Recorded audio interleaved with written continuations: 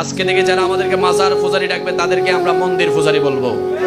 আজকে থেকে আমাদেরকে যারা মাজার পূজারি বলবে তাদেরকে আমরা মূর্তি পূজারি বলবো। আজকে থেকে যারা আমাদেরকে মাজার পূজারি বলবে তাদেরকে আমরা হিন্দু পূজারি বলবো। আমাদের দেশে কিছু নামদারি মুসলমান যারা জশ্নে জুলুসে ঢিল মারে, পাথর মারে, গরম পানি মারে, ওই সমস্ত মুসলমানরা ক্ষমতার জন্য, চেয়ারের জন্য তারা দুর্গা পূজার মধ্যে তারা পাহারা দেয়। ঠিক কিনা? ঠিক কিনা? ওই সমস্ত নামদারি মুসলমানদের সাথে সত্যিকারের মুসলমানের কোনো সম্পর্ক নবীর মেহফিলে বাধা দাও।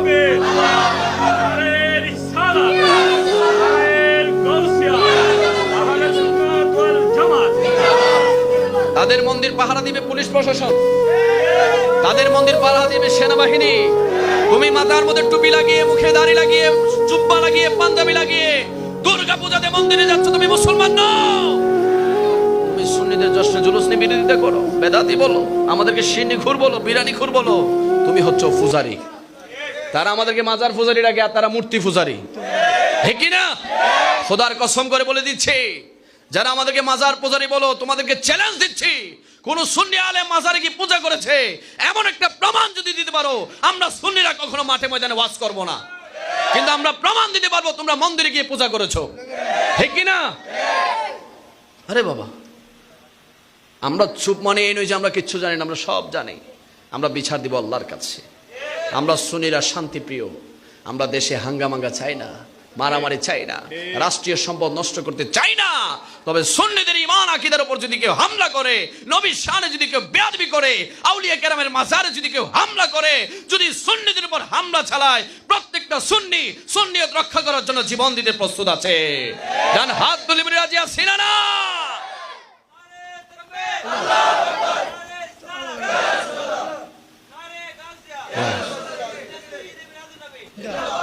এই জন্য তাদের থেকে সাবধান থাকা দরকার আছে না নাই?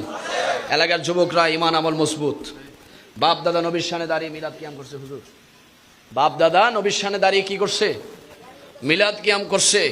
সবে কদর, সবে বরাতে মসজিদে গিয়ে সারা রাত জিকির আজকার করছে, হালুয়া রুটি সিন্নি বিলি করছে।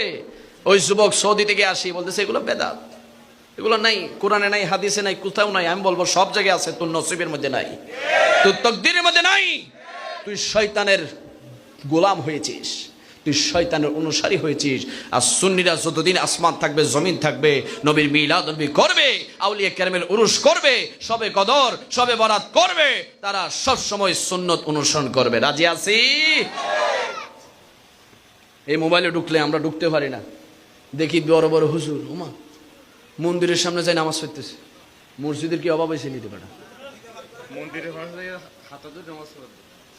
এটা হচ্ছে আরেকটা গাদ্দারি, এটা আরেকটা ধর্মের সাথে বিদ্বেষ, এটা আরেকটা ধর্মীয় একটা যুদ্ধ লাগাই দেওয়ার ব্যবস্থা।